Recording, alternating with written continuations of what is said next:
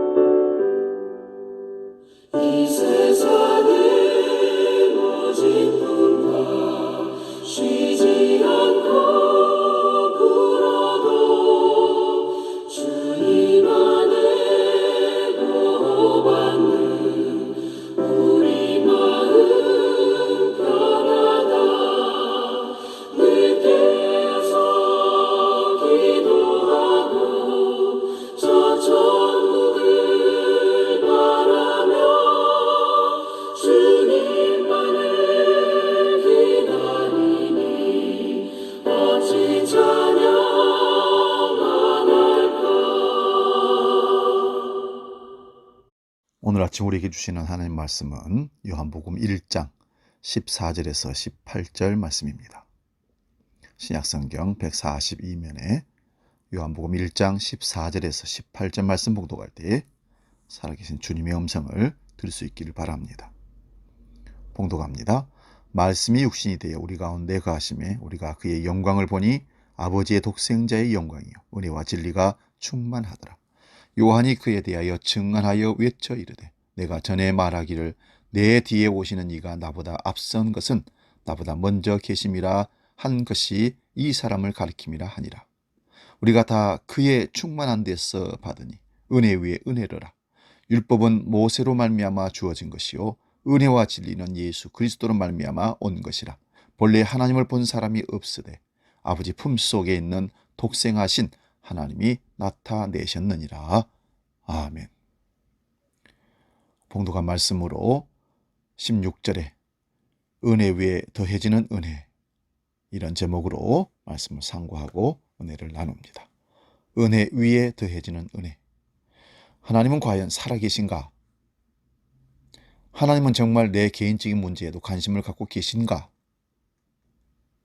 하나님은 내가 고군분투하고 있는 이 절박한 상황에 정말 나를 도움을 주실 수 있을까?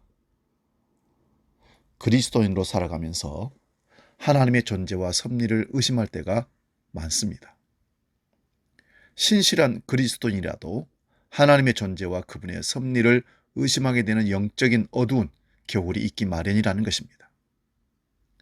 사도 요한도 사람이기에 분명 그랬습니다. 그랬던 그가 요한복음 1장 16절에 이렇게 고백합니다. 우리가 다 그의 충만한 데서 받으니 은혜 위에 은혜로라. 이것은 수많은 시련과 의심을 지나온 사도 요한의 마지막 신앙 고백입니다. 예수님의 충만한 은혜, 여기서 충만한 헬라의 뜻은 가득 찬 정도를 넘어 넘친다는 뜻입니다. 물을 컵에다가 부었는데 가득 채워진 것이 아니라 채워지고 넘쳤다는 것입니다. 그게 충만입니다.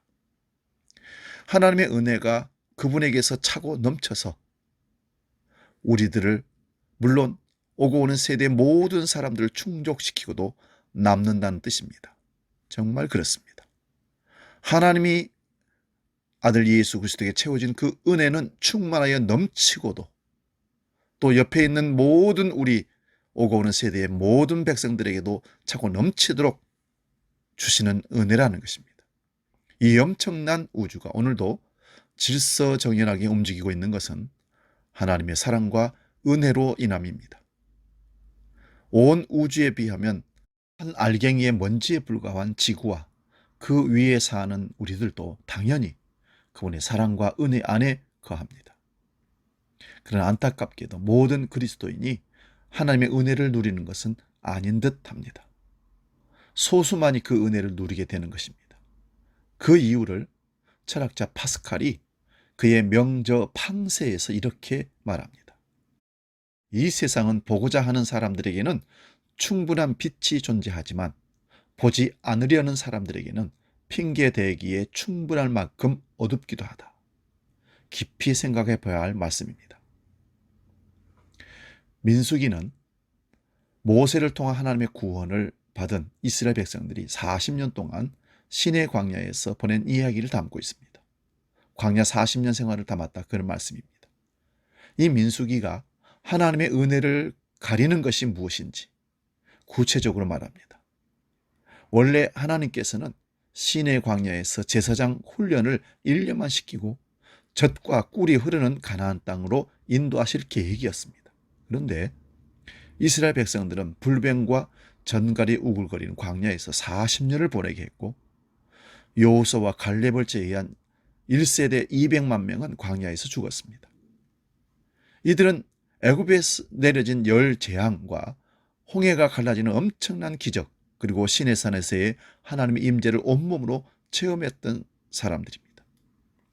그럼에도 광야에서 그들은 죽었습니다. 이것은 하나님의 기적을 체험했었어도 믿음과 구원에 이르지 못할 수 있다는 뜻입니다. 하나님의 기적이 아닌 하나님의 은혜를 맛보아야 합니다. 여호수아와 갈렙은 하나님의 은혜를 보았습니다. 민수기에는 모두 9번에 걸친 하나님에 대한 반역이 기록되어 있습니다. 다베라에서 악한 말로 하나님을 원망했습니다.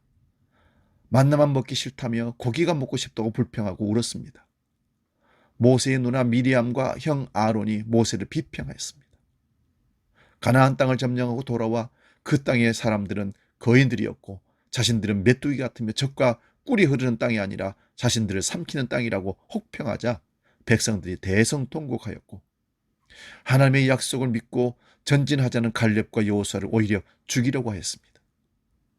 사나운 아말렉 족속을 피해 우회하라는 하나님의 명령에 갈 길이 멀어졌다고 하나님을 원망했습니다. 네이 자손과 고라와 다단과 아비람이 무리를 규합하여 모세에게 반역했습니다.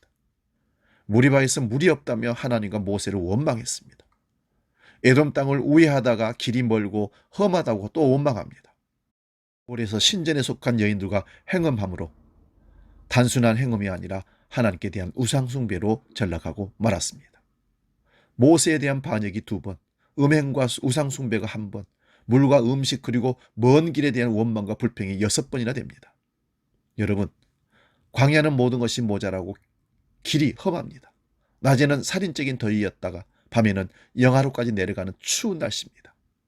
또한 광야는 내 능력과 노력과 학벌과 미모와 재능이 철저히 무력화되는 곳입니다. 내가 씨를 뿌리고 가꾼다고 열매를 수확할 수 있는 것이 아닙니다. 어쩌면 광야에서의 원망과 불평은 당연한 것입니다. 그런데 하나님께서는 그런 광야로 이스라엘 백성들을 인도하셨습니다. 왜 그러셨을까요?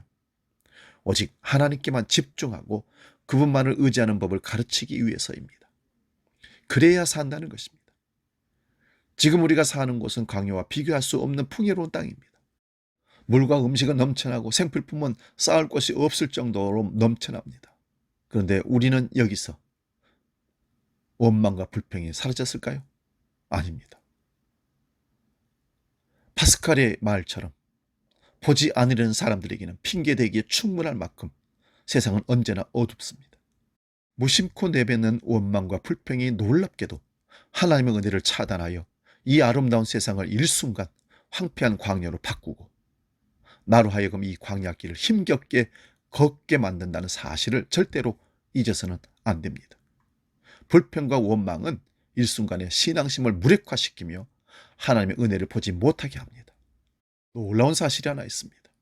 동생 아벨을 죽인 가인이나 스스로를 메뚜기로 보며 가나안 땅을 거민을 삼키는 땅이라고 통곡했던 이스라엘 백성이 받은 벌이 똑같다는 것입니다. 하나님께서 가인에게 말씀하십니다. 창세기 4장 12절 네가 밭을 갈아도 땅이 다시는 그 효력을 내게 주지 아니할 것이요 너는 땅에서 피하며 유리하는 자가 되리라. 하나님께서 이스라엘 백성들에게 민수기 14장 33절에서 이렇게 말씀합니다. 너희 자녀들은 너희 반역한 죄를 지고 너희 시체가 광야에서 소멸되기까지 40년을 광야에서 유리하는 자가 되리라. 여러분, 광야에서도 하나님의 은혜를 보고 누릴 수 있습니다. 오히려 광야이기에 하나님의 은혜를 더 잘 보고 더 잘 누릴 수 있다는 것입니다. 광야에는 자신을 의탁할 만한 사람이 없습니다. 오직 하나님만 의지할 따름이기 때문입니다. 여호수아와 갈렙이 그랬고 성경에 기록된 모든 하나님의 사람들이 그래하였습니다. 이들은 하나님의 은혜를 보았고 그 은혜 위에 은혜가 더해져 풍성하고 존귀한 생을 살 수 있었습니다. 은혜 위에 은혜가 더해진다는 것을 잊어서는 결코 안 됩니다. 이 사실을 예수님은 마태복음 25장 29절에서 달란트 비유를 통해 이렇게 말씀하셨습니다. 무릇 있는 자는 받아 풍족하게 되고 없는 자는 그 있는 것까지 빼앗기리라. 여러분, 하나님께 가장 소중한 여러분들이 있는 것마저 빼앗겨서 되겠습니까? 여러분들로 하여금 있는 것마저 빼앗기게 했다가는 저도 하나님의 책망을 면할 수가 없을 겁니다. 우리 모두 어떤 상황에서도 하나님의 은혜를 찾고 보아서 올해는 은혜 위에 은혜가 더해지는 삶을 살기로 우리 결단합시다. 그러기 위해서는 다음 말씀을 마음에 새기셔야 합니다. 예수님께서 제자들에게 너희는 너희가 구하는 것을 알지 못하는도다 말씀하셨습니다. 야고보와 요한의 어머니가 하나님 나라가 임하면 자기의 아들들을 예수님 좌우편에 좌의정 의정의 자리에 앉혀달라고 청탁하자 하신 예수님의 말씀입니다. 성경에서까지 기록된 이 엄마의 치맛바람의 당사자가 바로 사도 요한 어머니라는 사실입니다.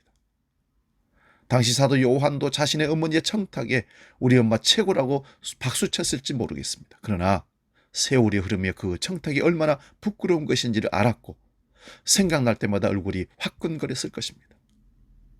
우리가 하나님께 구하는 것들이 무엇인지를 조용히 생각해 보시기 바랍니다. 그것이 무엇이든 모두 다 만사형통 부귀영화 무병장수에 해당될 것이며 이에 대하여 예수님은 너희가 구하는 것을 알지 못한다고 책망하시는 겁니다. 그렇습니다. 우리는 정작 무엇을 구해야 하는지 모르고 기도할 때가 너무나 많습니다. 그러하기에 예수님께서는 제자들에게 우리들에게 기도문을 가르쳐 달라고 했을 때 주기도를 가르쳐 주셨습니다. 하늘에 계신 우리 아버지, 아버지 이름을 거룩하게 하시며 아버지 나라가 오게 하시며 아버지의 뜻이 하늘에서와 같이 땅에서도 이루어지게 하소서.